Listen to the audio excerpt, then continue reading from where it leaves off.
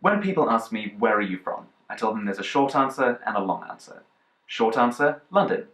Long answer, my mother was born here, to parents from here, but she grew up here before living here, here, and here. Then she got a job at the UN, which took her everywhere. My father was born here, to parents from here and here, grew up here before having to flee back here. Then he got a job at the UN, which took him... Well, that's where I come in.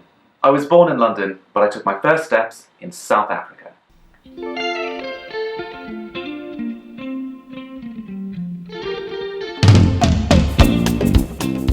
My first words were in English, in a country that spoke 10 other languages. I was a member of the born-free generation, the first generation whose rights were not dictated by race. I grew up in a place defined by diversity. When I was 15, we moved to Oxford, a place where people asked me, "No, where are you really from?" And if I said South Africa, they asked which country in South Africa. I changed friends, I changed house, I changed culture. But there was something more. I changed race. Let me explain.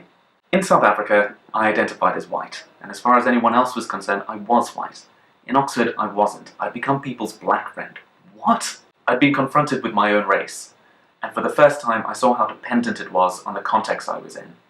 I realized that race had much more to do with how I was perceived than with the color of my skin. Needless to say, it was a culture shock. In the middle of that turmoil, I needed a rock, something stable, and I found it in British TV. Gordon's alive!